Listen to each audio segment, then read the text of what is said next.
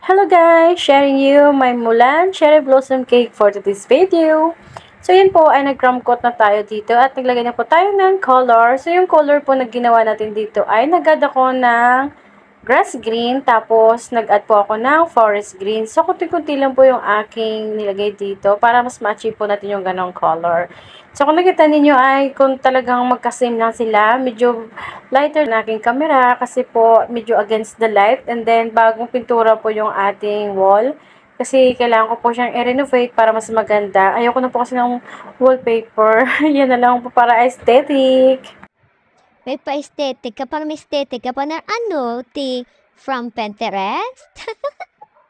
And using our spatula, so kailangan natin imikos-mekos para mas mabilis yung ating pag-achieve ng ating sharp edge at para mas maging makinis. Aba, may papakinis pa yan, Ano? Aesthetic again. So, ayan, using our plastic scraper again, ang ating pinakamalakasang magic, yan ang ginagamit ko for my magic gimmick. Para mas mabilis, ano ba, nabubulol ka na? Huwag kasing bilisan, easy. O, yan. So, ginagawa ko lang siyang ganon para mas ma-achieve ko yung aking flat on top. Then, ganon. Slowly, para at least, surely, may pa, surely ka pa dyan. At after nga ng ilang minuto, ito na yung ating pinakamagandang cake. So, hindi ko na pala siya napakita, no? Kasi, nagmadali na ako dito kasi rush hour na din. So, ginamitan ko na siya ng aking magic. So, yan, kinamay natin. Baka kayo magtanong kung bakit kinamay natin. Kasi, mas surely talaga na mas malinis. Kasi, ay, kapag naka-gloves, kasi natutusok yung dulo. Ay, Diyos ko. Dahil ako lang may nakarelate na pag ganyan, natutusok siya. Kaya ginawa ko, ganyan ng kamay-kamay. Pero wag kati.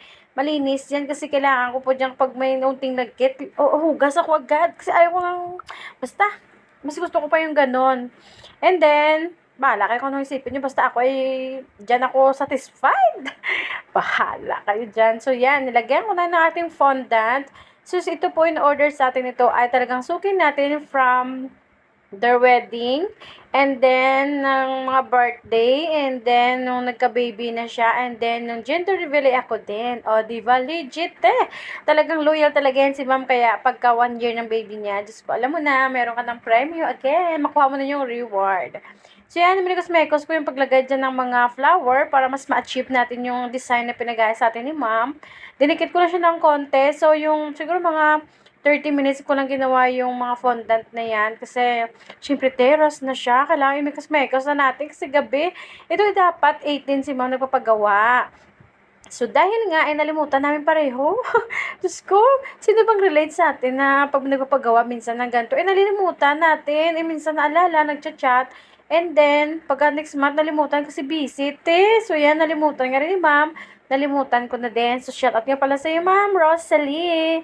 Ma'am Rosalie Barcelona po. Yan, siya po yung nag-order sa akin ng cakes. And then, sa kanyang partner, thank you again kay Serena na lagi nag-receive ng cake ng kanilang baby kapag wala po si Madam. So, yan. So, ito po si Ma'am, Rosalie ay isa po siyang friend ng aking friend sa aking co-worker before until now ay best friend ko din. Kahit hindi pa kayo magkasama sa work ay talagang lagi po siyang nag-update sa akin and then hanggang ngayon. So lahat sila ay laging sa akin nag-order. Yan yung mga loyal na friend, supporter at nagre-refer pa. O diba? Sino relate yan sa mga may ganun na mga friends, diba? Talagang nagsusupport sila. So, balik po tayo dito sa ating cake kasi parang haba na po ng ating diary. Ay, Diyos ko. So, ito na po yung cake niya. Si Jasmine Iris. So, si Jasmine Iris po ay turning 8 months for today's video. So, yan yung kanyang napiling cake. Kasi nga, wala din po kaming nahanap ni Madam na maging sample. So, ako nalilito din kasi po ito ay simulan. So, ang ginawa ko na lang po ay nagbigay ako sa kanyang inspo. Ayan, so, nagandaan din naman dito si ma'am at ako. So, yan na lang ginaya namin. So, yan. Medyo lighter yung kanyang color. It's because of my ring light. Kasi po, kahit rush na, ay ginawa ko pa talagang videohan yan, Kumbaga, for the first time, again na mangyari na hindi kasi naging full storage yung aking phone. Kaya, ayan na siya. So, yan na po yung ating final touch. O, diba? Ang ganda. O, diba? Kaya ito naman, next time, ay hindi ko naman alam kung ano magiging papagawa ni ma'am sa atin. So, dito ay nag-edit na ako dito. Diba, edit talaga, Hindi ako pwedeng nag-add lang. So, intindihan na lang ninyo, ano. So, yan ang paggawa dito ay nag-algala ako sa may piping bag. Nakailang hawi pa nga ako dito kasi kailangan sabi ko, dapat perfect. So, yan ay nilagay ko na yung kanyang pangalan, si Jasmine Irish. So, tingnan naman ninyo, no, kung paano ako magsulat ng ganyan. Slowly lang yan talaga muna. Yan, slowly. Para talagang surely. Yan.